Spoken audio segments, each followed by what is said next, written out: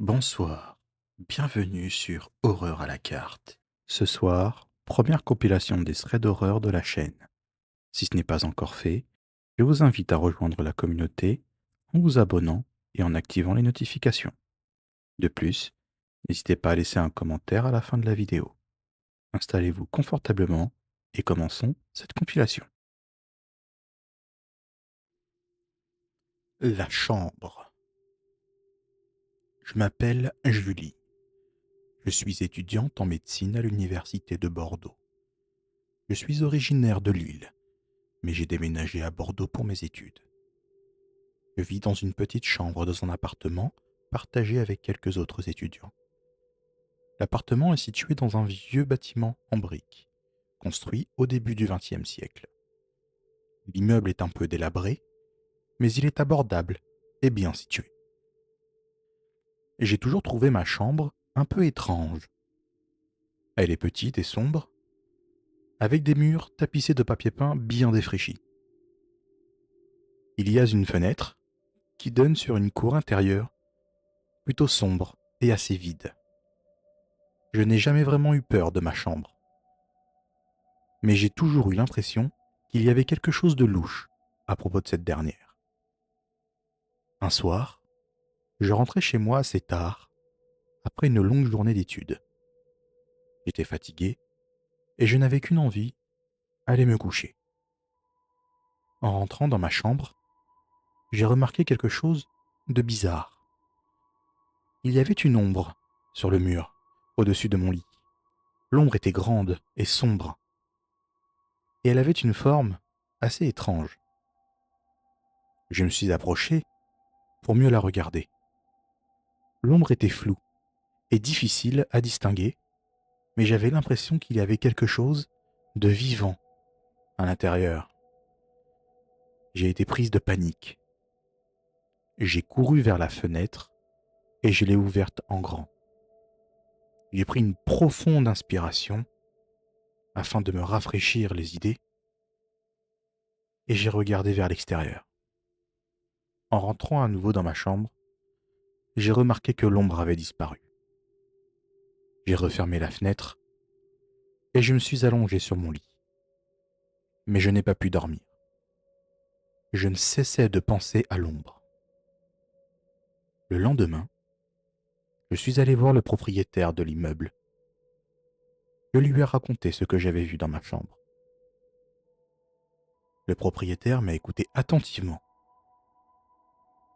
Quand j'ai fini de lui raconter ce qui m'était arrivé, il a secoué la tête et a dit : « Je ne sais pas quoi vous dire. Je n'ai jamais entendu parler d'une ombre dans cette chambre. » Je suis rentré chez moi un peu déçu. Je ne savais plus quoi penser de cette ombre. J'ai décidé de mettre ça de côté et de me concentrer sur mes études. J'ai essayé de mettre cet incident derrière moi. Mais l'ombre n'a pas disparu. Je l'ai vue à plusieurs reprises, toujours au-dessus de mon lit. Chaque fois que je la voyais, je me sentais mal à l'aise. J'avais l'impression qu'elle me regardait, qu'elle me fixait. J'ai commencé à avoir des cauchemars. Dans mes rêves, l'ombre me poursuivait, me tourmentait. Je ne savais plus quoi faire. J'étais terrifié à l'idée même de dormir. Un soir, je suis rentré chez moi et j'ai à nouveau trouvé l'ombre dans ma chambre.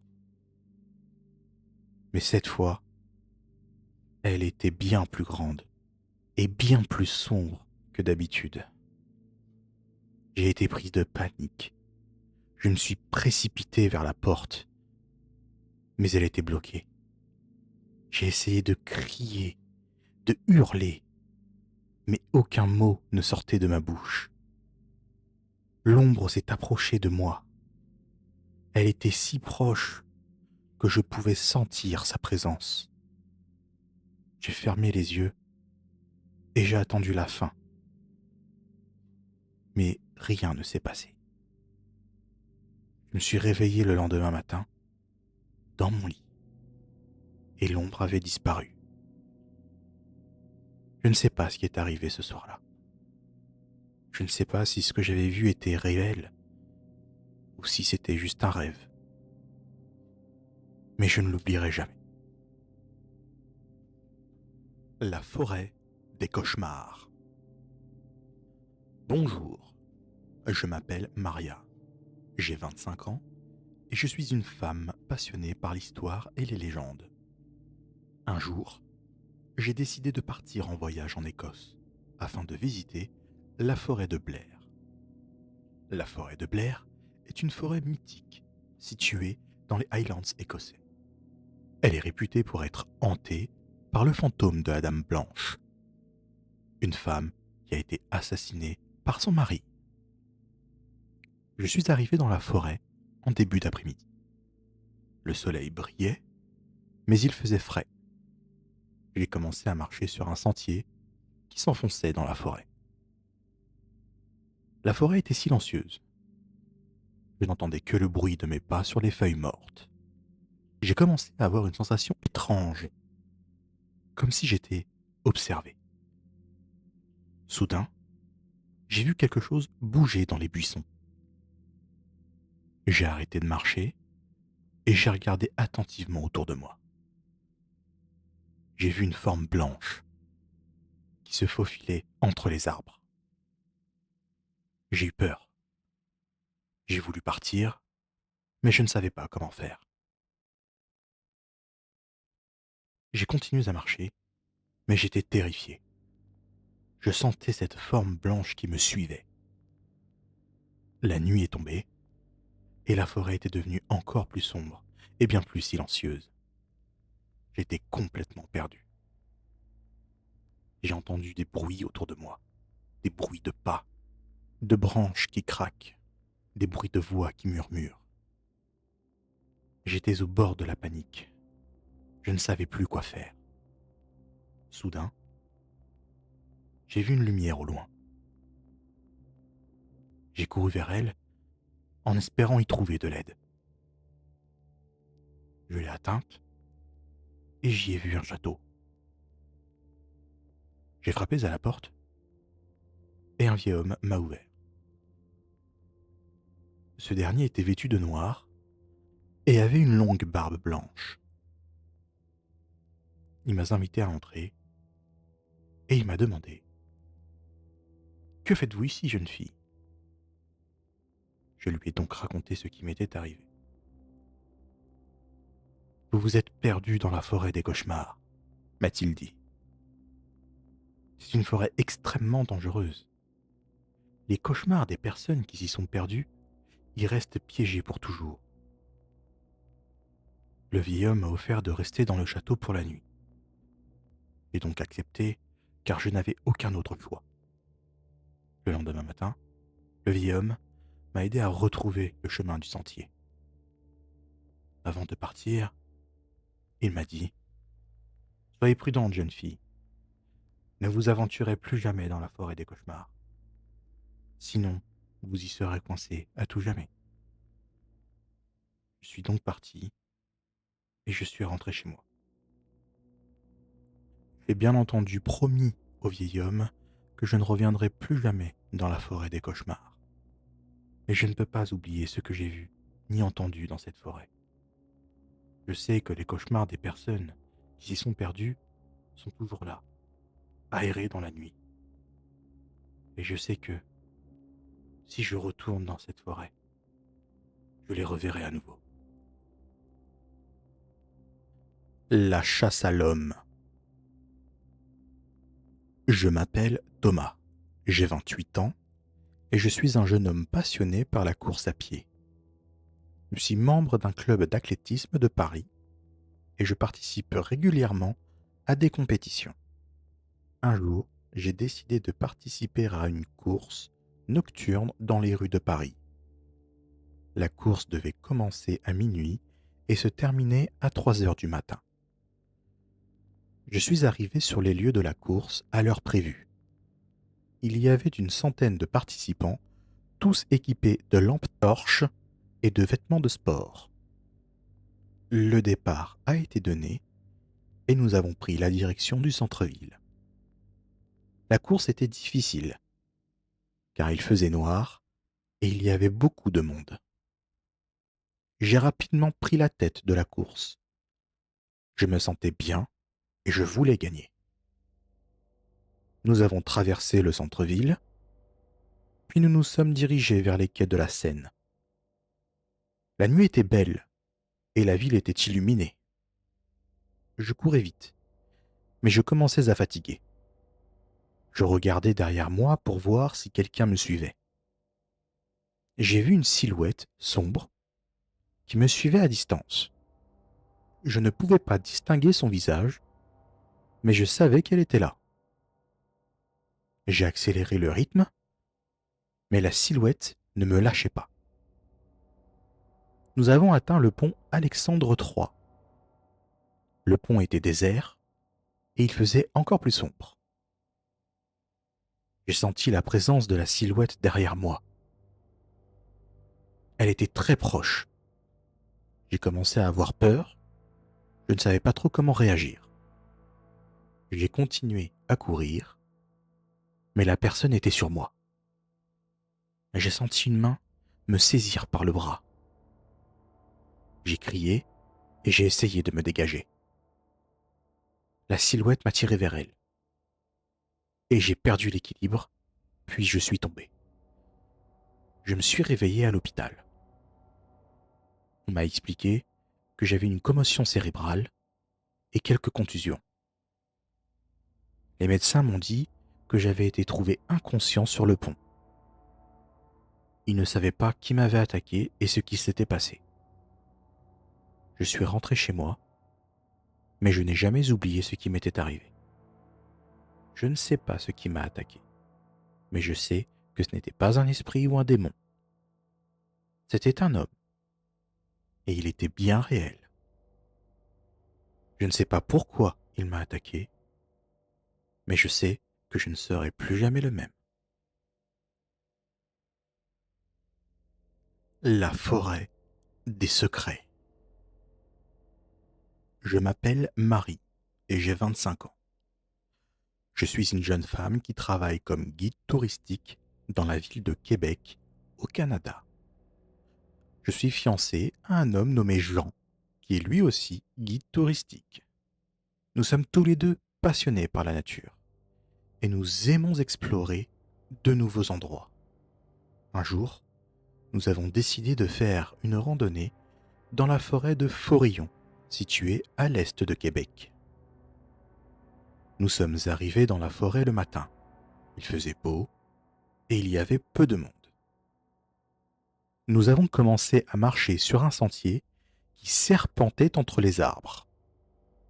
La forêt était magnifique. Il y avait des arbres gigantesques, des cascades et des lacs aux eaux cristallines. Nous étions émerveillés par la beauté de ce lieu. Nous avons marché pendant plusieurs heures sans nous arrêter. Nous étions fatigués, mais nous ne voulions pas quitter ce lieu magique. En fin d'après-midi, nous avons décidé de faire demi-tour. Nous avons suivi le même sentier que nous avions pris le matin même. Mais quelque chose avait changé. La forêt était devenue ténébreuse et très silencieuse. Nous avions l'impression d'être observés, épiés. Nous avons commencé à accélérer le pas. Nous voulions quitter cette forêt au plus vite. Soudain, nous avons entendu un bruit derrière nous. Nous nous sommes retournés, mais nous n'avions rien vu. Nous avons accéléré le rythme, mais le bruit nous suivait. Nous étions à ce moment-là terrifiés. Nous ne savions pas à quoi nous avions affaire. Nous avons couru encore plus vite, aussi vite que possible. Nous nous sommes arrêtés que lorsque nous avons atteint la lisière de la forêt. Nous étions épuisés et en sueur. Nous avons regardé derrière nous, mais il n'y avait rien. Nous avons repris notre souffle et nous nous sommes regardés. « Qu'est-ce que c'était » a demandé Jean. « Je ne sais pas, ai-je répondu. Mais j'espère que ça ne se reproduira jamais. Nous sommes rentrés à Québec en silence. Nous étions encore sous le choc de ce qui s'était passé.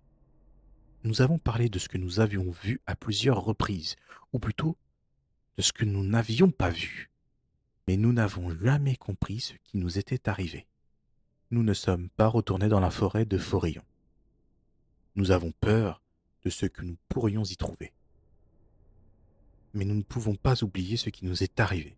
Ce jour-là, nous avons vu quelque chose, ou plutôt entendu et ressenti quelque chose de terrible, qui restera ancré en nous pour toujours. La nuit du traqueur. Je m'appelle Sarah, j'ai 32 ans et je suis une jeune femme qui travaille comme serveuse dans un restaurant de Los Angeles. Je suis célibataire et je vis seule dans un appartement au centre-ville. Un soir, je suis rentré chez moi tard après le travail. Il faisait nuit noire et la ville était déserte. Je suis arrivé devant mon appartement et j'ai ouvert la porte. J'ai allumé la lumière et j'ai poussé un soupir de soulagement. Je me suis dirigé vers la cuisine pour me servir un verre d'eau. J'ai ouvert le frigo et j'ai pris une bouteille. Soudain, j'ai entendu un bruit derrière moi. J'ai sursauté et j'ai tourné la tête. Je n'ai rien vu, mais j'ai senti comme une présence. J'ai eu la chair de poule. J'ai pris ma bouteille d'eau et je suis allé me coucher. Je me suis glissé sous les draps et j'ai fermé les yeux. Cependant, je n'arrivais pas à dormir. Je me sentais oppressé. J'ai ouvert les yeux et j'ai regardé tout autour de moi. La pièce était plongée dans le noir et je ne voyais rien. Soudain, j'ai entendu un bruit de pas dans le couloir. J'ai sursauté et j'ai retenu mon souffle. Les pas se sont approchés de ma porte, puis ils se sont arrêtés devant. J'ai commencé à avoir très peur. Je ne savais pas comment réagir. Les pas ont commencé à s'éloigner, puis ils ont disparu dans la nuit. Je suis resté immobile, terrifié.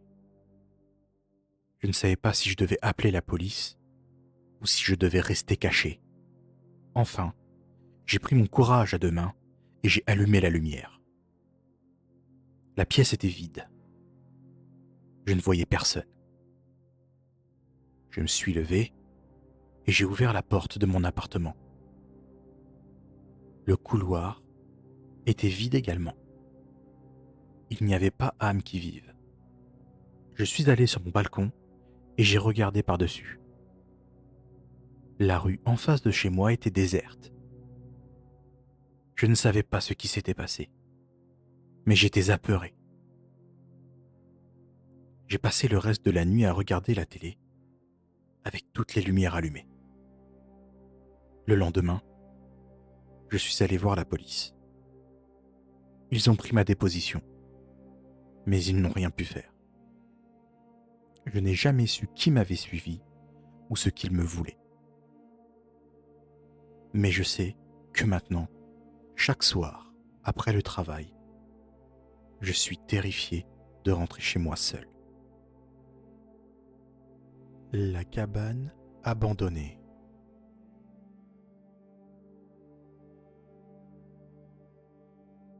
Je m'appelle Stéphanie, j'ai 23 ans et je suis étudiante en archéologie. En ce moment, je participe à des fouilles dans un petit village perdu au fond de la Creuse. Le village est tellement isolé qu'on dirait qu'il a été oublié du monde. Les maisons en pierre sont tombées en ruine, les champs sont envahis par les herbes folles et les habitants se comptent sur les doigts d'une main. L'un d'eux, un vieil homme barbu du nom de Joseph, m'a parlé d'une cabane abandonnée dans les bois.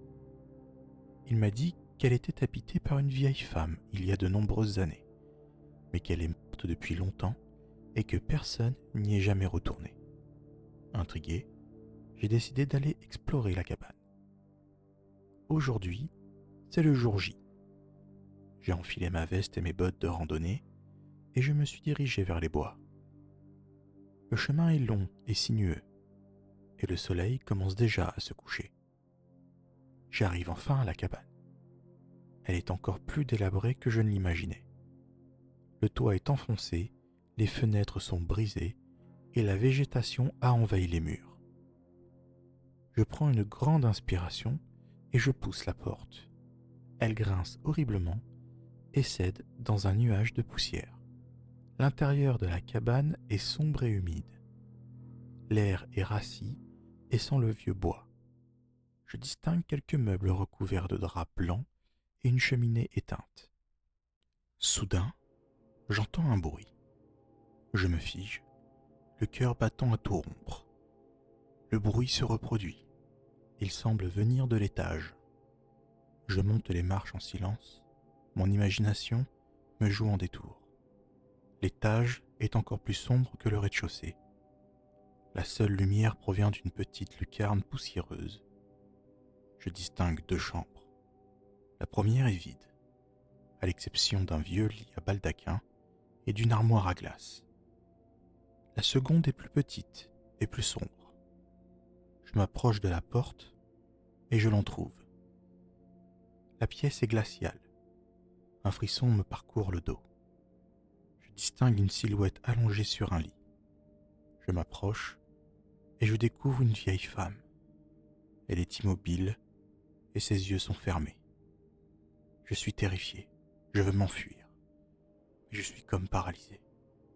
Je m'approche encore un peu et je touche la main de la femme. Elle est froide et rigide. Je comprends alors qu'elle est morte. Je suis envahi par un sentiment de malaise. Je me précipite vers l'escalier et je descends en courant. Je sors de la cabane et je m'enfuis dans les bois. Je ne m'arrête pas de courir jusqu'à ce que j'arrive au village. Je raconte mon expérience à Joseph. Il est surpris et me dit qu'il n'a jamais entendu parler d'une morte dans la cabane. Il me conseille de ne plus jamais y retourner. Mais je ne peux pas m'empêcher de penser à la vieille femme.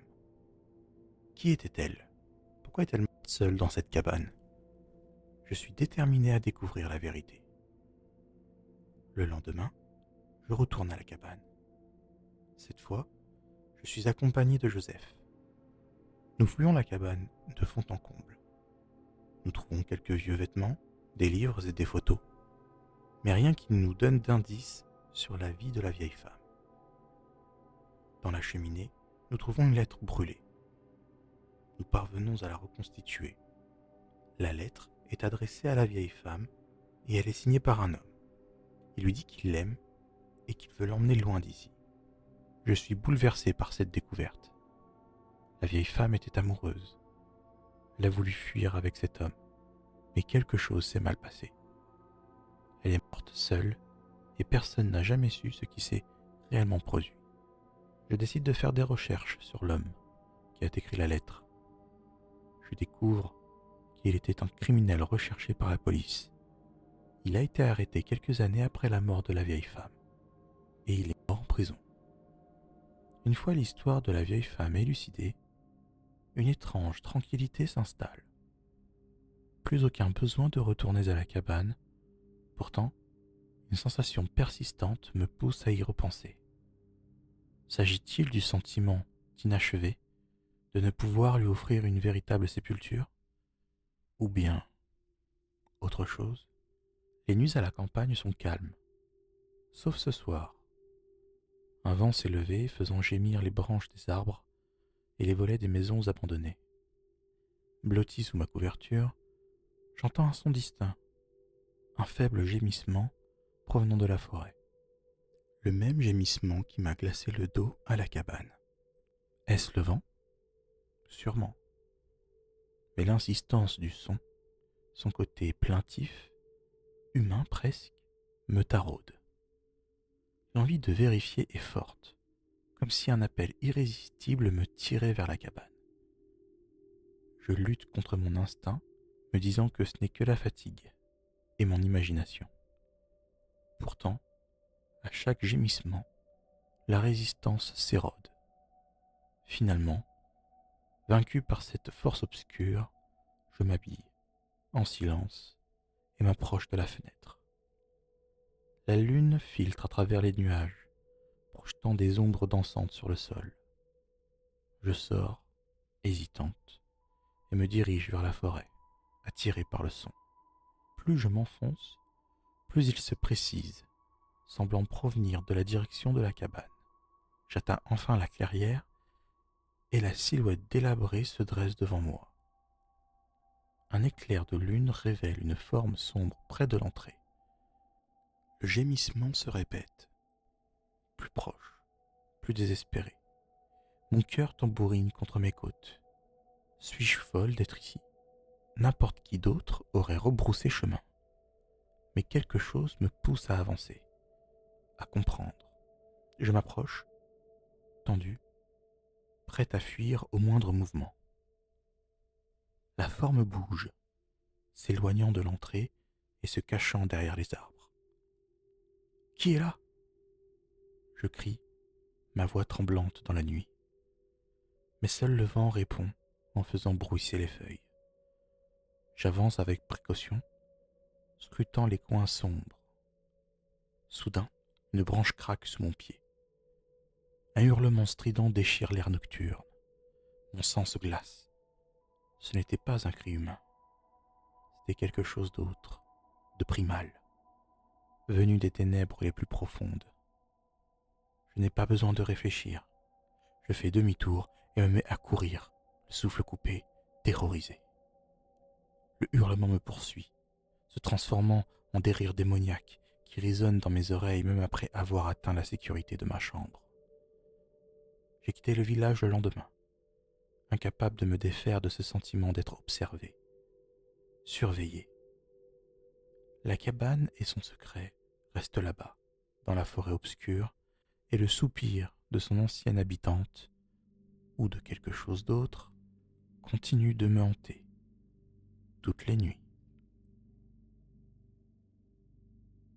La grotte des murmures.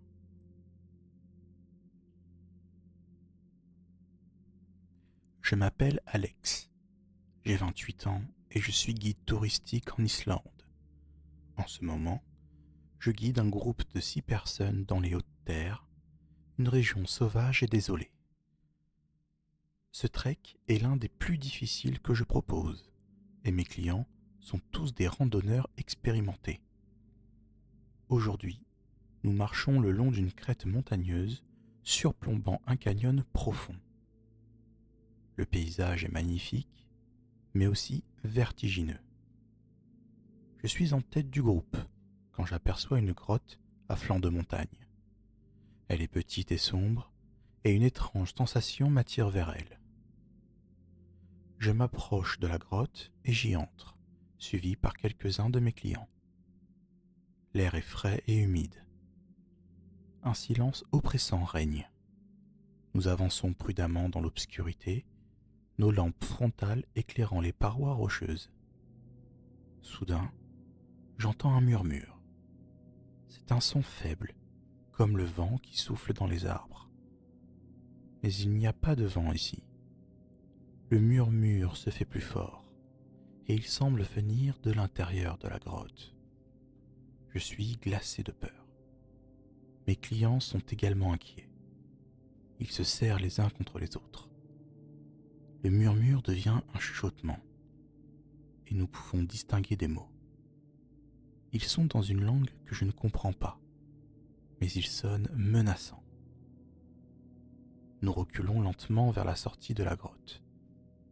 Le chuchotement devient de plus en plus fort, et nous avons l'impression que quelqu'un nous observe. Je suis le dernier à sortir de la grotte.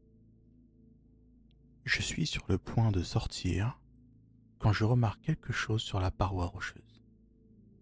Ce sont des dessins. Ils sont grossiers et primitifs, et ils représentent des créatures humanoïdes au visage grimaçant. Leurs mains sont griffues et leurs dents sont pointues. Je suis horrifié par ces dessins, et je sais que nous devons quitter cet endroit. Nous reprenons notre marche, mais nous sommes tous changés. L'atmosphère est désormais pesante, et nous n'osons plus parler.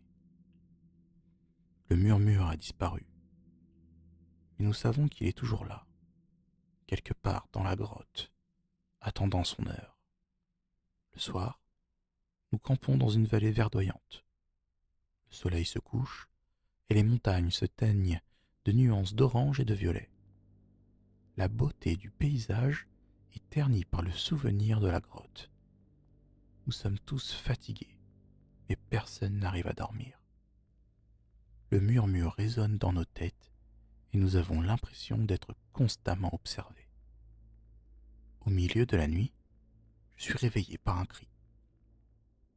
Je sors de ma tente et je vois l'un de mes clients, un homme d'une quarantaine d'années, debout au milieu du campement. Il est en état de choc et ses yeux sont hagards. Il me raconte qu'il a fait un cauchemar. Dans son rêve, il était dans la grotte et les créatures des dessins étaient vivantes. Elles l'ont attaqué et l'ont dévoré. Je suis bouleversé par son récit. Je sais que nous devons quitter cet endroit au plus vite. Dès l'aube, nous levons le camp et reprenons notre marche. Nous sommes tous pressés de quitter ces montagnes. La tension est palpable et nous n'échangeons que quelques paroles. Nous marchons pendant des heures sans nous arrêter. Le soleil est haut dans le ciel et la fatigue commence à se faire sentir. Mais nous n'abandonnons pas.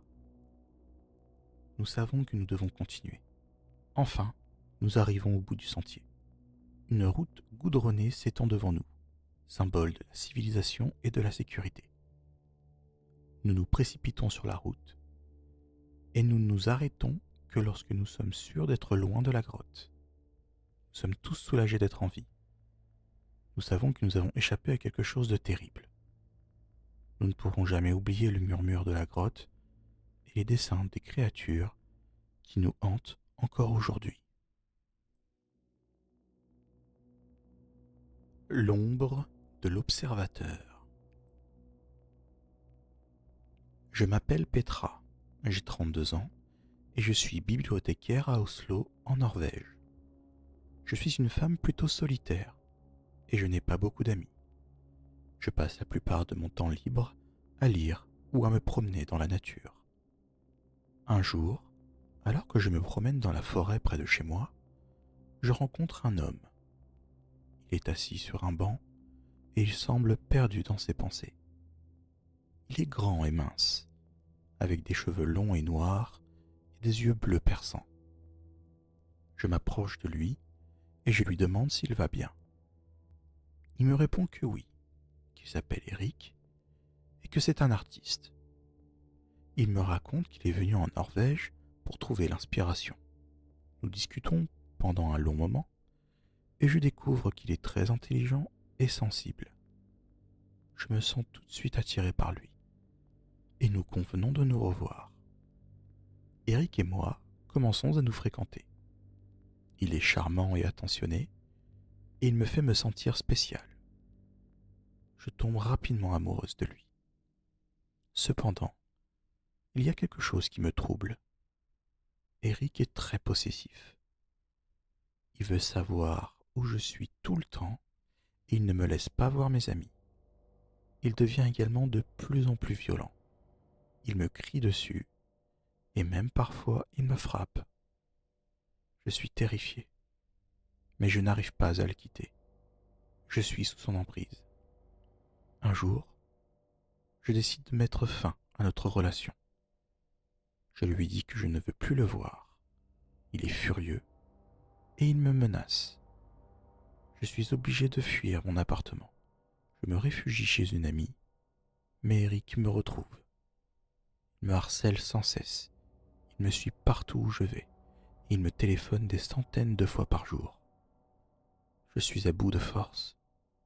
Je ne sais plus quoi faire. J'ai peur pour ma vie. Un jour, je décide de me battre. Je porte plainte contre Eric et il est arrêté. Il est condamné à une période de prison. Je suis enfin libre. Je peux recommencer ma vie. Je sais que je ne serai jamais complètement guéri, mais je suis déterminé à aller de l'avant.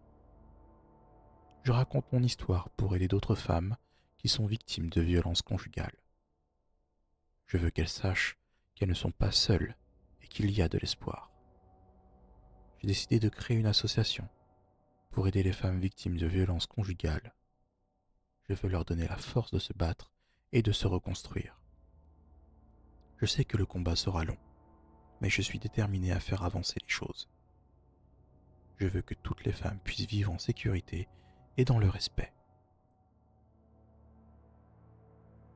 Le visiteur nocturne. Je m'appelle Ophélie, j'ai 32 ans et je vis seule dans une petite maison de ville à Strasbourg. La nuit est tombée depuis longtemps et le silence règne dans la rue. Je suis allongé dans mon lit, incapable de dormir. Un sentiment d'angoisse m'oppresse, comme si quelque chose n'allait pas. Soudain, un bruit sourd me fait sursauter. Je me fige, l'oreille tendue. Le silence qui suit est encore plus pesant que le bruit lui-même. Mon cœur bat à tout rompre dans ma poitrine. Je me lève lentement et me dirige vers la source du bruit, le salon. La lumière de la lune filtre à travers les fenêtres, projetant des ombres dansantes sur les murs. Je distingue une silhouette sombre se mouvoir dans la pièce. Un cri d'effroi s'échappe de ma gorge. La silhouette se retourne vers moi, ses yeux brillants dans l'obscurité. C'est un homme, grand, vêtu de noir. Il me fixe avec un sourire cruel. « Ne crie pas !» me chuchote-t-il d'une voix rauque. « Je ne te ferai pas de mal. » Je ne le crois pas. Je tremble de tout mon corps, incapable de bouger. « Où sont les bijoux ?» demande-t-il, sa voix toujours aussi menaçante. « Je ne sais pas, dis-je. Ne mens pas, hurle-t-il. Je sais qu'ils sont ici. Il se précipite vers moi, un couteau à la main. Je ferme les yeux, attendant le pire. Je sens son souffle chaud sur mon visage, sa main froide et poisseuse se refermant sur mon bras. Un cri silencieux s'échappe de ma gorge. Je suis paralysé par la peur, incapable de bouger ou de penser. Soudain, un objet lourd heurte le mur avec un bruit sourd. Le cambrioleur lâche mon bras et se retourne brusquement. Dans l'ombre, 2 silhouettes se dessinent à l'entrée du salon. « Ne bouge pas !» hurle une voix masculine, ferme et autoritaire. C'est mon voisin, Pierre, un géant jovial d'une 40aine d'années. À côté de lui se tient sa femme, Anna, petite, mais avec un regard déterminé. Le cambrioleur hésite. Pris au dépourvu, il jette un rapide coup d'œil à la fenêtre, puis à son couteau. Il sait qu'il est piégé. Il me lâche brusquement et se précipite vers la fenêtre. Pierre court après lui, mais le cambrioleur est agile et rapide. Il saute par la fenêtre, disparaissant dans la nuit.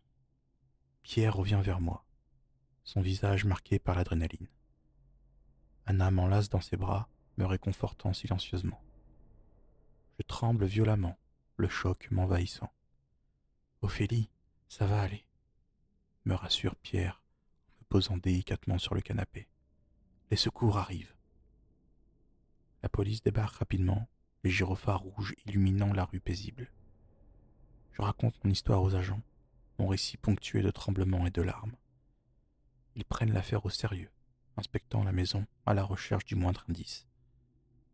Plus tard, Pierre et Anna m'aident à nettoyer le désordre laissé par le cambriolage. Malgré la peur qui m'étreint toujours, je me sens reconnaissante de leur présence.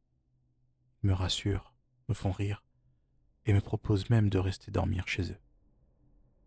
Cette nuit d'enfer a laissé une marque indélébile, et la compassion humaine m'aide à l'affronter. Je sais que je ne suis pas seul, et c'est la première lueur d'espoir dans l'obscurité de cette épreuve. Les semaines qui suivent le cambriolage sont marquées par un mélange de peur et de soulagement. La police n'a toujours pas retrouvé le cambrioleur, ce qui nourrit mon anxiété. Pourtant, le soutien de Pierre et Anna est inestimable. Ils m'aident à renforcer les portes et les fenêtres de la maison, me font installer un système d'alarme et surtout me redonnent un sentiment de sécurité. Un soir, alors que je suis seul à la maison, le vent se lève soudainement, faisant claquer les volets. Les ombres dansent sur les murs, ravivant les souvenirs douloureux de la nuit du cambriolage. Mon cœur s'emballe et je frissonne malgré la chaleur du thermostat. Soudain, un bruit sourd provenant de la fenêtre du salon me glace le sang. Je me fige, mon souffle coupé. Est-ce que... Non, ce n'est pas possible. Je me force à respirer profondément et me rapproche de la fenêtre. Un objet lourd dans la main. J'écarte lentement le store et regarde dehors. La pluie tombe à torrents, le jardin plongé dans l'obscurité. Le bruit semble avoir disparu. Est-ce que je l'ai imaginé? Suis-je devenu paranoïaque? Je reste là un long moment, l'oreille collée à la vitre, me forçant à me calmer. Plus aucun bruit ne se fait entendre. Le souvenir de Pierre et Anna me revient. Ils m'ont appris à faire face à la peur, à ne pas la laisser me contrôler. Je ne pas céder à la panique. Je ferme le store et allume toutes les lumières de la maison. Le système d'alarme est armé, prêt à me protéger de toute intrusion. Je m'enveloppe dans une couverture chaude et me blottis sur le canapé, un livre entre les mains. Cette nuit-là, je ne dors pas parfaitement. Le souvenir du cambriolage et le bruit de la fenêtre me hantent. Mais je ne ressens plus la même terreur paralysante. Je sais que je suis en sécurité, entouré par le soutien de mes amis et ma propre force intérieure. Le cambriolage a été une épreuve traumatisante, mais il m'a également permis d'apprendre quelque chose de précieux. La résilience. J'ai découvert une force en moi que je ne soupçonnais pas. Une capacité à faire face à mes peurs et à surmonter les difficultés. Et même si les ombres peuvent parfois sembler menaçantes, je sais maintenant qu'il existe toujours une lumière capable de les dissiper. Le stalker de Rio. Je m'appelle Mariana, j'ai 28 ans et je vis à Rio de Janeiro. La chaleur est accablante en cette fin d'après-midi et les touristes se pressent dans les rues animées de Copacabana. Je termine mon service dans un café du centre-ville où je travaille. En rentrant chez moi, je remarque un homme qui me suit. Il est grand et mince, vêtu d'un long manteau noir malgré la chaleur. Son visage est caché par un chapeau et des lunettes de soleil. Je me sens soudain mal à l'aise. Un frisson me parcourt l'échine. J'accélère le pas, espérant le semer. Mais il reste obstinément derrière moi. Je me faufile dans une ruelle sombre, espérant qu'il me perde de vue. Mais il est toujours là, son ombre me suivant comme une malédiction. Je commence à courir, paniqué. Je ne sais pas qui est cet homme, ni ce qu'il veut, mais je sais que je suis en danger. Je traverse la rue sans regarder, frôlant un taxi. Le klaxon retentit, me faisant sursauter.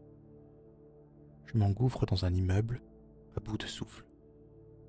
Je me cache dans un local poubelle, le cœur battant à tout rompre. Je suis terrifié. Après quelques minutes, je me force à sortir. Je dois rentrer chez moi. Je fais le trajet en taxi, le regard constamment rivé sur la vitre arrière. Mais l'homme n'est plus là. Est-ce que je l'ai imaginé? Je n'en sais rien. Mais une chose est sûre, je n'ai jamais eu aussi peur de ma vie. La nuit, à l'abri de mon petit appartement de Flamengo, la peur se transforme en colère. Comment quelqu'un a-t-il pu me suivre aussi facilement au cœur de la ville la plus touristique du Brésil? Je passe en revue ma journée, fouillant ma mémoire à la recherche d'un détail inhabituel. Soudain, je me souviens. Un homme m'a abordé dans une boutique de souvenirs. Il prétendait vouloir savoir où acheter le meilleur café. Il portait le même manteau et les mêmes lunettes. Mais je n'avais pas fait le lien à ce moment-là. La panique ressurgit. Ce n'était pas une coïncidence. Il m'a délibérément suivi. Je contacte une collègue, Sophia, qui connaît bien les rues de Rio. Je lui raconte tout, la voix étranglée par l'émotion. Elle comprend immédiatement et m'assure qu'on va trouver une solution. Le lendemain, je me sens suivi à nouveau. Cette fois, c'est un motard qui me colle de trop près, me lançant des regards insistants. La peur devient écrasante. Elle m'empêche de vivre normalement. Sophia me recommande d'aller voir la police. Mais je suis sceptique. Les dossiers de stalking se perdent souvent dans les méandres du système judiciaire. Pourtant, je n'ai plus le choix. Je dépose une plainte, fournissant le descriptif de l'homme et racontant mes observations. L'officier qui me reçoit est blasé, habitué à ce genre de plainte. Mais quand je lui mentionne l'homme du magasin de souvenirs, il se redresse. Il s'appelle Felipe, connu pour harceler les touristes, surtout les femmes. Un petit espoir naît dans ma poitrine. On me conseille de changer mes habitudes, de rester vigilante et de ne pas hésiter à appeler si je le revois. Jour et nuit se succèdent, dans une angoisse perpétuelle. La peur de croiser Felipe me cloue parfois chez moi, me séparant de la vie animée que j'adore. Je sors peu, toujours accompagné de Sophia ou d'un groupe d'amis. Pourtant, le stalker de Rio n'a pas disparu. Un soir, alors que je rentre avec Sophia en Uber, elle remarque une moto qui nous suit depuis plusieurs rues. Mon cœur se glace. C'est lui. On demande au chauffeur de changer de route, en zigzagant dans les rues étroites de Santa Teresa. La moto nous colle toujours. La panique monte. Je pense à un plan d'urgence. Soudain, Sophia a une idée. On demande au chauffeur de s'arrêter devant un commissariat illuminé. Felipe hésite.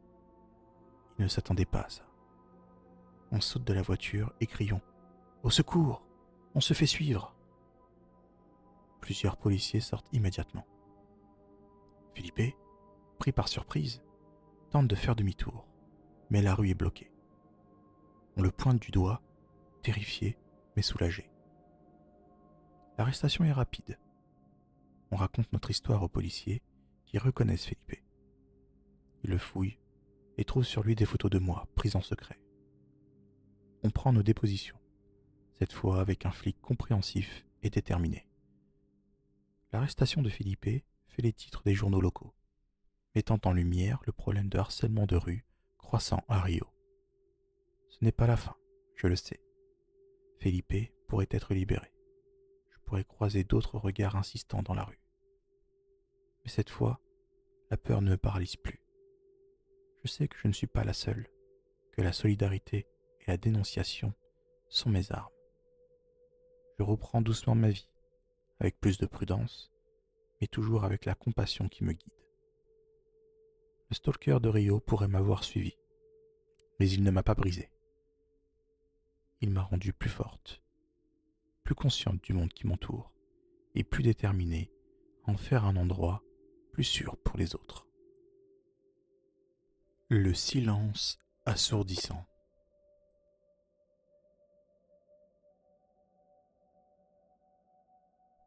Je m'appelle Ethan, j'ai 17 ans, et je vis à Portland, dans l'Oregon. La nuit est tombée depuis 1 heure et la maison est plongée dans un silence assourdissant ainsi que dans le noir, à cause d'une coupure de courant dans le quartier.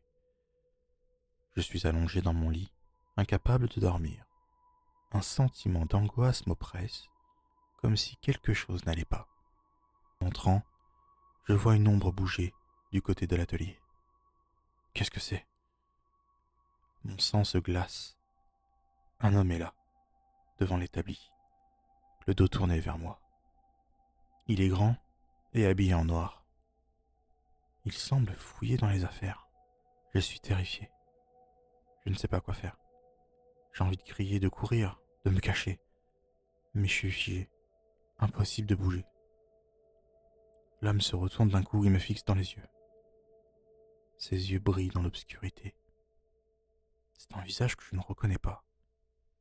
« Que fais-tu là ?» demande-t-il d'une voix rauque.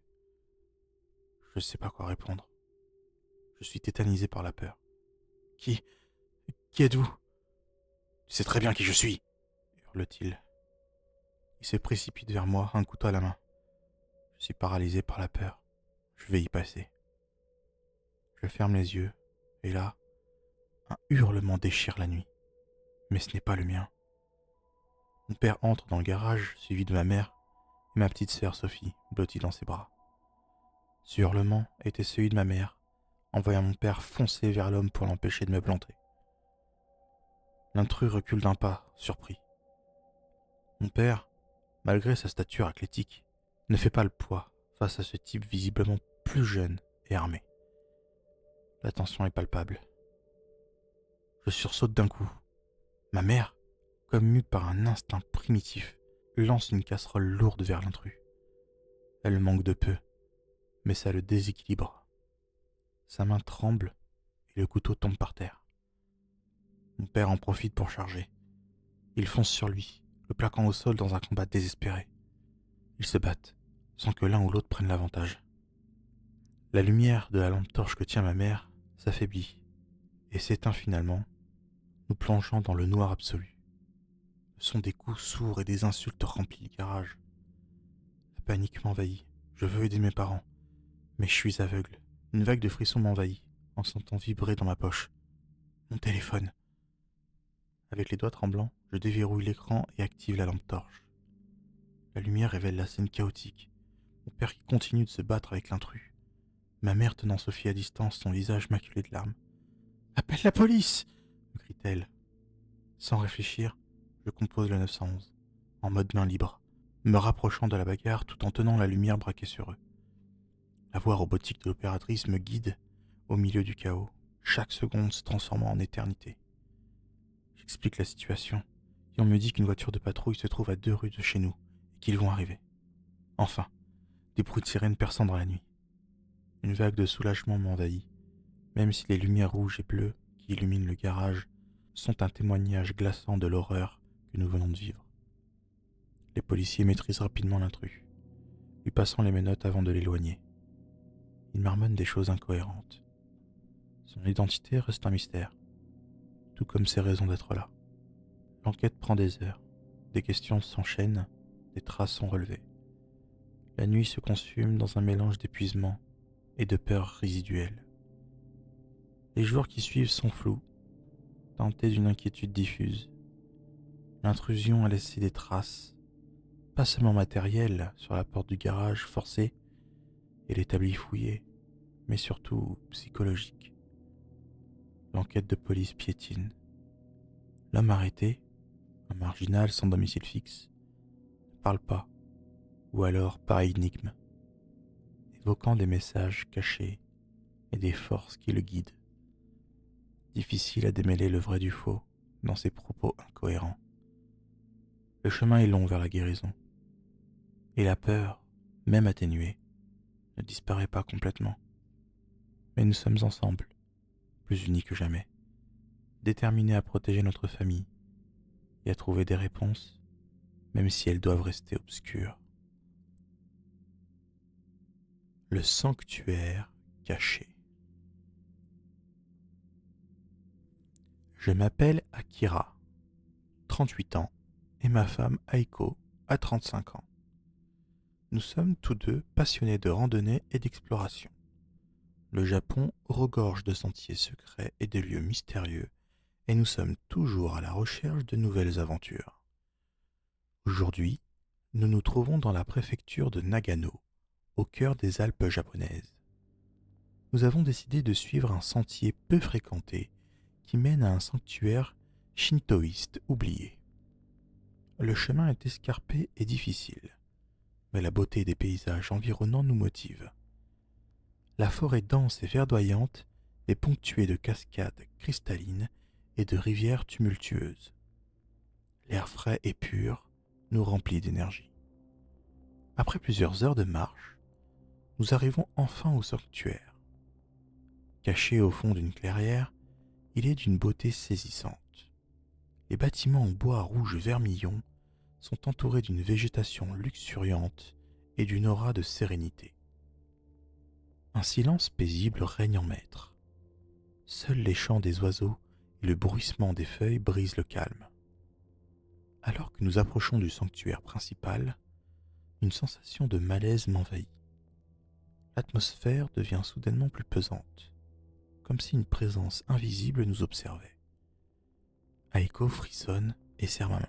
« Tu le ressens toi aussi ?» me chuchote-t-elle. Je hoche la tête en silence. Un sentiment de peur irraisonné s'empare de moi. Nous entrons dans le sanctuaire principal. L'intérieur est sombre et frais.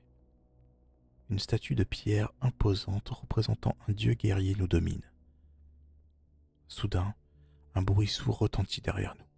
Nous nous retournons brusquement et apercevons une silhouette humaine dans l'obscurité. Un homme, vêtu d'un costume traditionnel de moine, nous fixe avec des yeux froids et perçants. Son visage est déformé par une grimace de colère. « Qui êtes-vous ? Que faites-vous ici ?» hurle-t-il d'une voix rauque. Je tente de lui expliquer notre présence, mais il ne m'écoute pas. Il brandit un bâton en bois et se précipite vers nous. Aiko crie de terreur.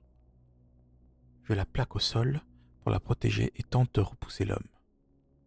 Le combat est intense et brutal. L'homme est d'une force surprenante. Il semble possédé par une rage incontrôlable. Aiko parvient à se relever et attrape une pierre. Elle la lance de toutes ses forces sur la tête de l'homme. Le projectile atteint sa cible et l'homme s'effondre au sol, inconscient. Nous sommes épuisés et terrifiés. Nous ne comprenons pas ce qui s'est passé. Qu'est-ce que cet homme voulait ? Pourquoi nous a-t-il attaqués ? Nous décidons de quitter le sanctuaire et de retourner au village le plus proche. En chemin, nous ne pouvons nous empêcher de penser à ce qui s'est passé. Le sanctuaire caché n'était pas un lieu de paix et de sérénité, mais un endroit maudit, rempli de dangers et de mystères. L'aventure s'est transformée en cauchemar. Nous avons frôlé la mort et gardons des séquelles psychologiques de cette expérience traumatique. Le souvenir du sanctuaire caché et de l'homme au visage grimaçant nous hantera à jamais. L'île interdite. Moi, c'est Calypso. J'ai 28 ans et je suis en vacances en Grèce avec mon fiancé Thémis. Nous sommes sur l'île de Crète et avons décidé de faire une excursion en bateau vers une île inhabitée appelée Spinalonga. L'île est connue pour son histoire tragique.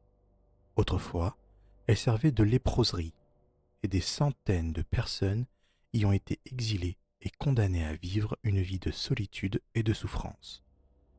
Lorsque nous arrivons sur l'île, une atmosphère oppressante nous saisit immédiatement. Les ruines des bâtiments en pierre se dressent comme des fantômes sur le paysage aride.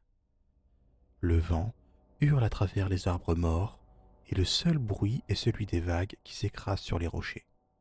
Nous commençons à explorer l'île, visitant les vestiges de l'hôpital, des maisons et de l'église. L'air est vicié par l'odeur de la moisissure et de la désolation. Soudain, Thémis s'écrie « Regarde !» Il pointe du doigt une petite grotte creusée dans la roche. Nous nous rapprochons, prudemment, et entrons à l'intérieur. La grotte est sombre et humide. Des toiles d'araignée pendent aux stalactites et le sol est jonché de débris. Au fond de la grotte, nous apercevons une inscription gravée sur le mur. L'île maudite nous garde prisonniers. Le silence est notre seul salut. Un frisson me parcourt le dos. Cette phrase est glaçante. Est-ce que l'île est vraiment maudite ? Alors que nous sommes sur le point de quitter la grotte, j'entends un bruit derrière moi. Je me retourne brusquement et aperçoit une ombre furtive dans l'obscurité. « Thémis, tu as vu ça ?» lui chuchotai-je. Il hocha la tête, l'air inquiet. « Oui, je crois que oui. » Nous sommes pris de panique. Nous nous précipitons hors de la grotte et courons vers le bateau. En chemin, nous trébuchons sur des pierres et des racines d'arbres. L'ombre nous poursuit, se rapprochant de plus en plus. Nous atteignons enfin le bateau et grimpons à bord. Le capitaine, effrayé par notre état, nous demande ce qui s'est passé. Nous lui racontons notre expérience, mais il ne nous croit pas. Il pense que nous avons été victimes de notre imagination. Mais nous savons ce que nous avons vu. L'île de Spinalonga est bel et bien maudite. Le souvenir de cette expérience nous hantera pour toujours, et nous ne retournerons jamais sur cette île maudite. La voix dans la jungle. Je m'appelle Catalina, j'ai 28 ans et je suis biologiste. Je suis passionné par la faune et la flore colombienne et je consacre ma vie à leur étude et à leur protection. Aujourd'hui, me voilà en expédition dans la forêt amazonienne, accompagné de 2 guides expérimentés, Miguel et Juan. Notre mission est de répertorier les espèces d'oiseaux dans une région reculée du territoire. La chaleur est étouffante, l'humidité omniprésente. La végétation dense et luxuriante nous entoure de toutes parts. Le chant des oiseaux et le bourdonnement des insectes créent une symphonie cacophonique. Après plusieurs heures de marche, nous arrivons au bord d'une rivière. Miguel nous indique un sentier discret qui mène à un point d'observation idéal. Je m'engage sur le sentier, attentive aux sons et aux mouvements qui m'entourent. Soudain, j'entends une voix humaine, claire et distincte, qui semble provenir de la profondeur de la jungle. « Catalina !» chuchote la voix. « Ne va pas plus loin. » Je me fige, le cœur prêt à exploser dans ma poitrine. Miguel et Juan me rejoignent, intrigués par mon expression. « Qu'est-ce qui se passe ?» demande Juan. « J'ai entendu une voix, » dis-je en tremblant. Une voix qui m'appelait. Miguel et Juan se regardent, l'air sceptique. « Tu as sans doute entendu un oiseau, » me dit Miguel. « La jungle est pleine de sons étranges. » Je ne suis pas convaincu. La voix était trop claire, trop humaine pour être celle d'un animal. « Je suis sûr de ce que j'ai entendu, » insistai-je. La voix m'a dit de ne pas aller plus loin. Il est important de rester rationnel, me rappelle Juan. Ne te laisse pas influencer par ton imagination. Malgré leurs paroles, je suis troublé. Une part de moi me dit de rebrousser chemin et de respecter l'avertissement de la voix mystérieuse. Mais l'autre part, la scientifique, refuse de céder à la peur. Je suis ici pour un travail et je ne vais pas laisser une voix me dissuader. Je continue, dis-je d'une voix ferme. Je dois savoir d'où vient cette voix. Miguel et Juan hésitent un instant, puis me suivent à contre-cœur. Le sentier devient plus étroit et plus difficile à suivre. La végétation est si dense que la lumière du soleil peine à entrer. Soudain, la voix retentit à nouveau. Cette fois, elle est plus proche et plus menaçante. « Retourne-toi !» hurle la voix. « Pars avant qu'il ne soit trop tard !» Je me précipite en avant, ignorant les avertissements de la voix. Je dois découvrir la vérité. Le sentier débouche sur une clairière. Au centre se trouve une statue en pierre d'une femme aux longs cheveux noirs. Ses yeux sont vides et froids, et son visage est figé dans une expression de colère. Je suis glacé par la peur. La statue est la source de la voix. « Qui es-tu » demandai-je en tremblant. « Je suis la gardienne de la forêt » répond la voix. et je t'ordonne de partir. Je comprends maintenant que la voix n'est pas une menace, mais un avertissement. La forêt amazonienne est un endroit dangereux, et ceux qui ne la respectent pas risquent d'en payer le prix. Je m'incline devant la statue en signe de respect. Je suis désolé d'avoir dérangé ton domaine, dis-je. Je m'en vais. Je fais demi-tour et quitte la clairière suivi par Miguel et Juan. Alors que nous nous éloignons, j'entends la voix, une dernière fois. Tu es la bienvenue ici. Tu es la bienvenue ici, murmure la voix. Mais n'oublie jamais que la forêt est un lieu sacré. Je ne suis pas sûr de ce que j'ai vécu ce jour-là. Était-ce une simple hallucination? Ou ai-je vraiment rencontré la gardienne de la forêt? Quoi qu'il en soit, une chose est sûre, je ne retournerai jamais seul dans cette clairière. L'expérience m'a marqué. Elle a laissé une empreinte indélébile dans mon esprit. Le souvenir de la voix résonne parfois dans mon sommeil. Un mélange de crainte et de fascination. L'expédition s'est achevée sans autre incident étrange, même si l'atmosphère demeurait lourde d'un certain mystère à mesure que nous approchions des villages. De retour à la civilisation, j'ai raconté mon aventure à mes collègues. Certains m'ont prise pour folle, d'autres m'ont écouté avec intérêt, voire une fascination discrète. Mais l'anecdote ne s'est pas terminée là. Quelques semaines plus tard, je suis tombé par hasard sur un vieux grimoire dans une librairie poussiéreuse. Son contenu, rédigé en espagnol ancien, parlait des légendes de la forêt amazonienne, notamment d'une gardienne protectrice, un esprit veillant sur la faune et la flore. L'illustration accompagnant le texte représentait une statue de femme à l'identique de celle que j'avais vue. Mes poils se sont dressés sur mes bras et un frisson a parcouru mon échine. Ce livre a approfondi son mystère à mes yeux. La voix était-elle vraiment la gardienne légendaire? Si oui, quel message essayait-elle de me transmettre? La réponse reste floue, perdue dans la brume de la jungle. Cependant, une chose est devenue claire. Cette rencontre a transformé mon approche de mon travail. Désormais, je ne me considère plus seulement comme une observatrice de la nature, mais comme une invitée respectueuse de son sanctuaire. La forêt amazonienne recèle des secrets qui dépassent notre compréhension, et il est de notre devoir de la protéger pour les futures générations. Et chaque fois que je me retrouve dans la nature, un sentiment de vigilance subtile m'accompagne, mêlé à un léger espoir d'entendre à nouveau la voix, non plus comme un avertissement, mais comme un signe de gratitude pour mon respect de son royaume. Le village caché. Je m'appelle Harry, j'ai 34 ans et je suis anthropologue. Le Congo m'a toujours fasciné par sa culture riche et ses traditions ancestrales. Aujourd'hui, me voilà en plein cœur de la forêt tropicale, à la recherche d'un village de pygmées dont personne ne connaît l'existence. Mon guide, un homme robuste du nom de Mboka, me guide à travers la végétation dense et humide.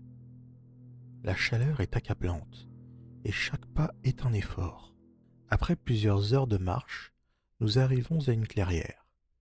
Au centre se trouve un petit village composé de huttes en paille et en bambou. Les habitants, surpris de nous voir, nous accueillent avec méfiance. Mboka leur explique notre mission dans leur langue natale. Après une longue discussion, le chef du village, un vieil homme à la barbe blanche, accepte de nous laisser rester quelques jours. Je suis fasciné par le mode de vie des pygmées. Ils vivent en harmonie avec la nature, chassent et cueillent leur nourriture. Ils connaissent les secrets de la forêt et des plantes, et leurs traditions sont uniques. Je passe plusieurs jours à observer et à apprendre auprès des pygmées. Je participe à leur chasse, à leur cueillette et à leurs cérémonies. Je découvre un monde fascinant et loin de tout ce que j'ai connu auparavant. Un soir, alors que je suis assis autour du feu avec les villageois, je les entends parler d'un endroit mystérieux, un endroit interdit, où personne ne doit se rendre. Je suis intrigué, et je demande à Mboka de me traduire ce qu'ils disent. Il me raconte que selon la légende, cet endroit est habité par un esprit maléfique qui dévore les âmes des humains. Je suis fasciné par cette histoire, et je décide de me rendre sur place, malgré les avertissements des villageois. Le lendemain matin, je quitte le village et m'enfonce dans la forêt. Je suis seul et la peur commence à m'envahir.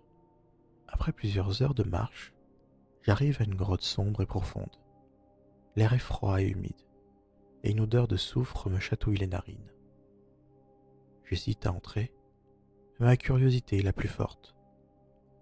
Je prends une grande inspiration et je franchis le seuil de la grotte. L'obscurité est totale.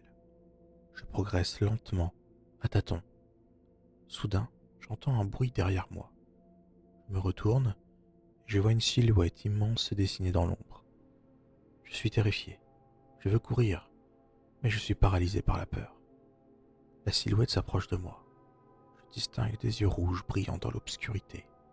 Je ferme les yeux en attendant le pire, mais rien ne se produit. J'ouvre les yeux et je vois que la silhouette a disparu. Je suis soulagé, mais aussi troublé. Qu'est-ce que j'ai vu?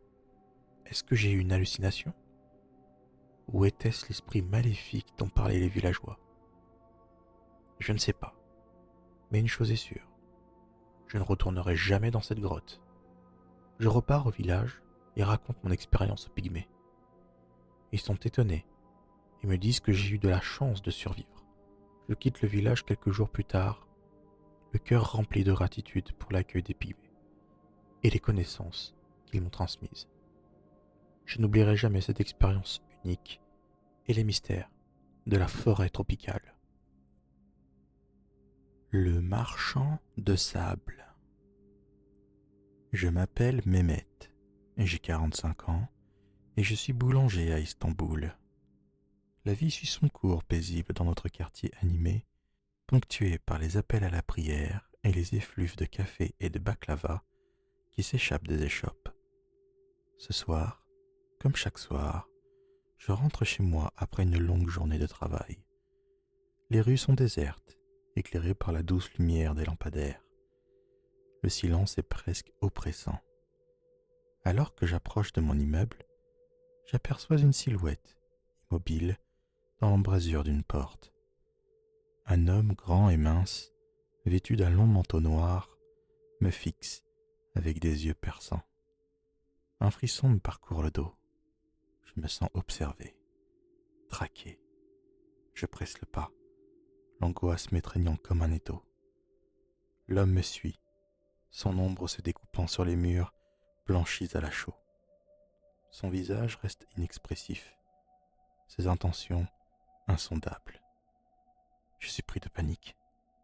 Je cours vers mon immeuble, bousculant les poubelles et dérapant sur les pavés humides. J'atteins enfin l'entrée et m'engouffre dans l'immeuble, claquant la porte derrière moi. Je m'appuie contre le mur, haletant, le cœur battant à tout rompre. J'observe par la vitre l'homme immobile dans la rue. Il me fixe toujours, un rictus sinistre se dessinant sur ses lèvres. Je suis terrifié. Qui est cet homme? Que me veut-il? Je me précipite chez moi, verrouille la porte et m'enferme dans ma chambre. Je n'arrive pas à chasser l'image de cet homme et de son regard glacial. Le lendemain matin, je me réveille avec un sentiment de malaise. Je me rends à la boulangerie, l'esprit préoccupé par les événements de la nuit dernière. Les employés me racontent qu'un homme étrange rôdait autour de la boulangerie la nuit précédente. Ils l'ont décrit comme un homme grand et mince, vêtu d'un long manteau noir. Je suis glacé d'effroi. Cet homme me suit, me harcèle. Je ne sais pas quoi faire, ni à qui parler. La nuit suivante, l'homme est de retour. Il se tient assis sur un banc en face de mon immeuble, me fixant de ses yeux perçants. Je suis prisonnier de ma propre peur, reclus dans mon appartement. Je ne peux ni dormir, ni manger, hanté par la présence invisible de cet homme. Au bout de plusieurs jours d'insomnie et de terreur, je décide de prendre les choses en main. Je sors de mon appartement et me dirige vers l'homme. Il ne me voit pas approcher. Je suis à quelques pas de lui quand il se retourne brusquement. Nos regards se croisent. Je suis figé par la peur. « Qui êtes-vous » demandai-je d'une voix tremblante. « Je suis le marchand de sable » répondit-il d'une voix grave et caverneuse. « Je suis venu t'emmener. » Je recule d'un pas, terrifié. « M'emmener où ?»« Dans l'ombre, » répond-il. « Là où les rêves et la réalité se confondent. » Je me sens happé par ses yeux, comme aspiré dans un gouffre sans fond. Le monde autour de moi se dissout, les couleurs se fondent, les formes se distordent. Je suis perdu dans un tourbillon de sensations, de visions et de cauchemars. Je ne sais pas combien de temps a passé. Quand je reviens à moi, je suis étendu sur mon lit, en sueur et tremblant. L'homme a disparu. Je me lève et vais à la fenêtre. Le soleil brille, les oiseaux chantent, la vie continue comme si de rien n'était. Mais je sais que quelque chose a changé. Je ne suis plus le même. Le marchand de sable est passé, et il a laissé son empreinte sur mon âme. Je ne sais pas ce qu'il me voulait, ni ce qu'il a fait de moi. Mais une chose est sûre, je ne serai plus jamais le même.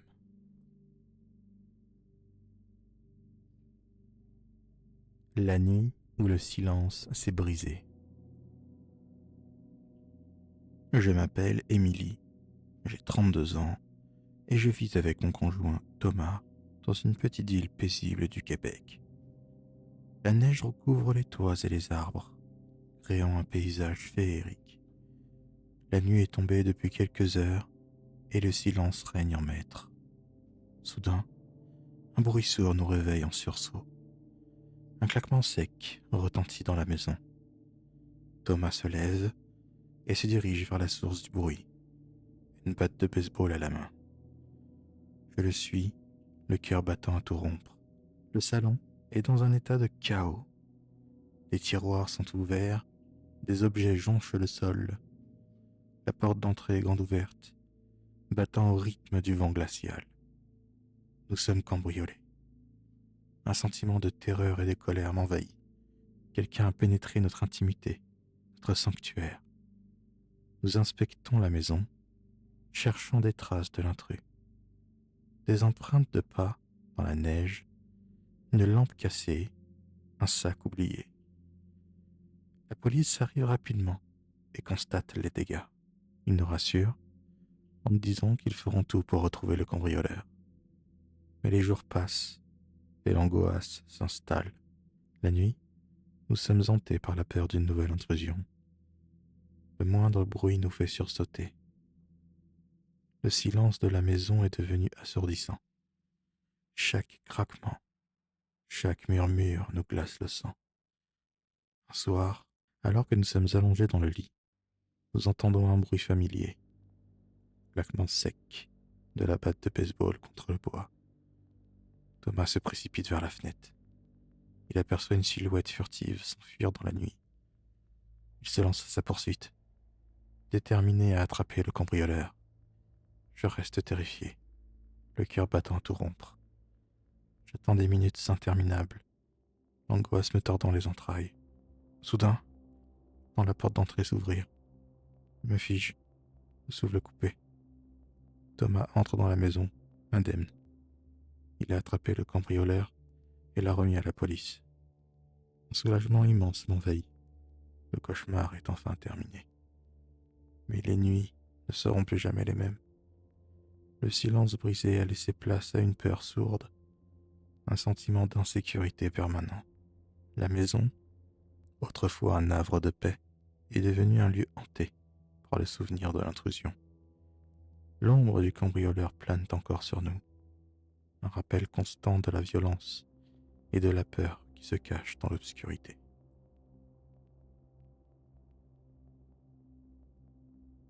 L'appartement hanté. Je m'appelle Sophia, j'ai 38 ans et je suis professeur des écoles. Mon mari, Sébastien, est ingénieur. Nous avons 2 enfants, Maria, 10 ans, et Santiago, 8 ans. L'Argentine est notre pays natal, mais nous avons toujours rêvé de vivre en Europe. Un jour, Thomas a reçu une offre d'emploi à Paris. C'était l'occasion que nous attendions depuis toujours. Après quelques mois de préparation, nous avons vendu notre maison à Buenos Aires et pris l'avion pour la France. Nous avons trouvé un charmant appartement dans un quartier calme de Paris. Tout semblait parfait pour commencer notre nouvelle vie. Sauf que, quelques jours après notre emménagement, des événements étranges ont commencé à se produire. La nuit, nous entendions des bruits de pas dans le couloir, des murmures et des crissements. Les lumières s'éteignaient et s'allumaient sans raison. Maria et Santiago étaient terrifiés. Ils refusaient de dormir seuls dans leur chambre. Thomas et moi essayions de les rassurer. Mais nous étions inquiets, nous aussi. Nous ne savions pas quoi penser. Un soir, alors que j'étais seul dans la cuisine, j'ai vu une silhouette dans le salon. Une silhouette d'homme, grand et mince, qui se tenait immobile dans l'obscurité. J'ai crié, et Thomas a accouru. Mais quand nous sommes arrivés dans le salon, il n'y avait plus personne. Nous avons décidé de faire appel à un prêtre. Il est venu bénir l'appartement, mais cela n'a rien changé. Les phénomènes continuaient et devenaient de plus en plus intenses. Un jour, Maria a trouvé une vieille photo dans le grenier. La photo représentait une famille qui vivait dans l'appartement avant nous. Le père ressemblait étrangement à l'homme que j'avais vu dans le salon. Nous avons fait des recherches et nous avons découvert que cette famille avait été assassinée dans l'appartement il y a plusieurs années. Nous étions horrifiés. Nous vivions dans un appartement hanté par les esprits des anciens propriétaires. Nous n'avons pas pu supporter plus longtemps. Nous avons vendu l'appartement et sommes retournés en Argentine. Nous avons essayé d'oublier cette terrible expérience, mais les souvenirs nous rendent encore aujourd'hui, et surtout les nuits.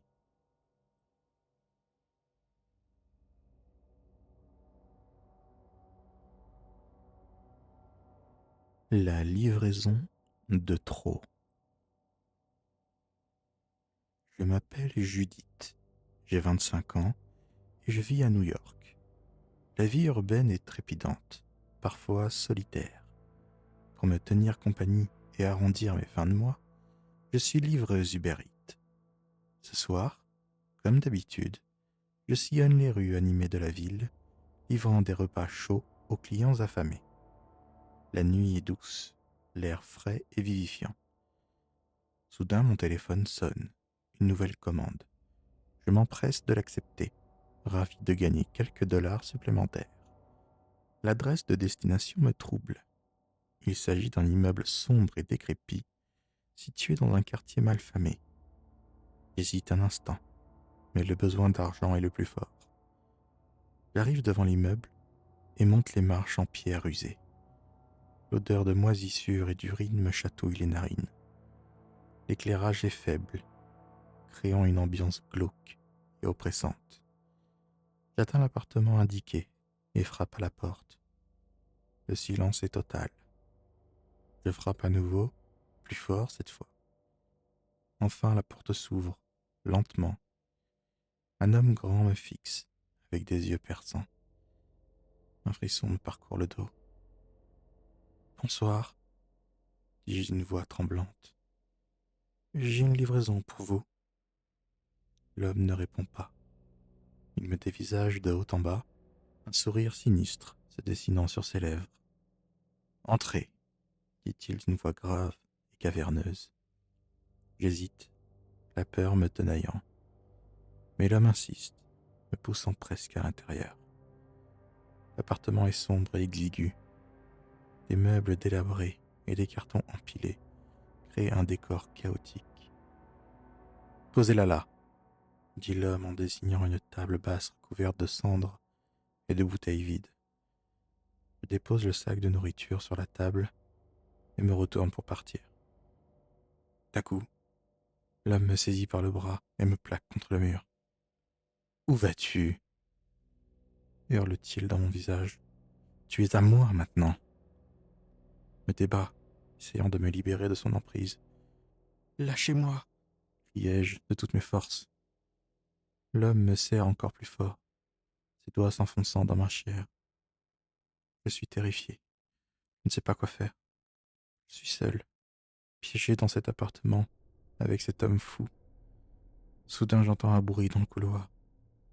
L'homme se retourne, surpris. Je profite de ce moment de distraction pour lui donner un coup de genou dans les parties et m'enfuir. Je cours à travers l'appartement et dévale les marches des escaliers 4 à 4. J'atteins la sortie et m'engouffre dans la nuit, haletante et tremblante. Je ne m'arrête pas de courir jusqu'à ce que je sois loin de cet immeuble maudit. Je suis en sécurité, mais je suis brisé. Cette nuit a changé ma vie à jamais.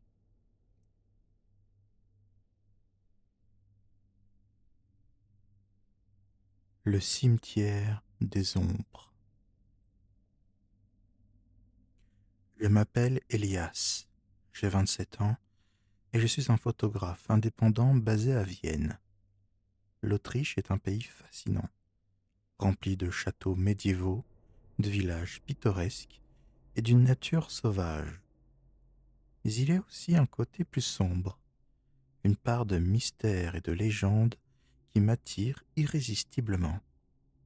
Aujourd'hui, me voilà en route pour un petit village de montagne appelé Hallstatt. Un ami m'a parlé d'un cimetière ancien et isolé, un endroit hanté par des âmes errantes. Intrigué, je décide d'explorer ce lieu et de capturer son atmosphère unique. Le soleil commence à se coucher lorsque j'arrive. Le village est charmant, avec ses maisons en bois et ses ruelles étroites. Mais je sens une tension dans l'air, comme si une présence invisible me surveillait. Je me dirige vers le cimetière, situé à l'écart du village, sur une colline surplombant la vallée. Le portail en fer forgé est rouillé et grinçant, et les arbres qui entourent le cimetière semblent menaçants. L'atmosphère est glaciale. Les tombes sont anciennes et les pierres tombales sont couvertes de mousse. Le silence est oppressant, brisé seulement par le vent qui souffle dans les branches des arbres. Je commence à prendre des photos, essayant de capturer l'essence de ce lieu lugubre. Soudain, j'entends un bruit derrière moi. Je me retourne et aperçois une silhouette dans l'ombre d'un arbre. Mon cœur se met à battre à tout rompre. La silhouette est grande et mince, vêtue d'une longue cape noire. Je ne peux distinguer son visage, mais je sens ses yeux fixés sur moi. Je suis terrifié. Je veux fuir, mais je suis paralysé par la peur. La silhouette s'approche lentement de moi. Je distingue maintenant son visage. Il est pâle et décharné. Ses yeux sont vides et froids. Que fais-tu ici demande-t-elle d'une voix glaciale. Je, je suis photographe, balbutiai-je. Je voulais juste prendre des photos. Tu n'as pas ta place ici, dit-elle. Cet endroit est sacré. Elle tend sa main vers moi, ses doigts longs et osseux. L'impression qu'elle va me saisir et me tirer dans l'ombre. Je ferme les yeux et j'attends le pire. Mais rien ne se passe. J'ouvre les yeux et la silhouette a disparu. Je suis soulagé, mais aussi troublé. Qu'est-ce que j'ai vu? Était-ce une hallucination? Ou était-ce le fantôme d'une personne décédée? Je ne sais pas. Mais une chose est sûre, je ne retournerai jamais dans ce cimetière.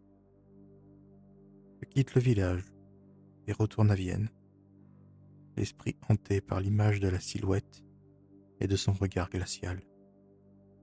N'ai jamais raconté cette histoire à personne, de peur d'être pris pour un fou. Le cimetière des ombres garde ses secrets, et je suis qu'un visiteur de passage dans son monde obscur. Si ces histoires vous ont fait frissonner, n'hésitez pas à liker, à vous abonner et à activer les notifications pour les prochains épisodes.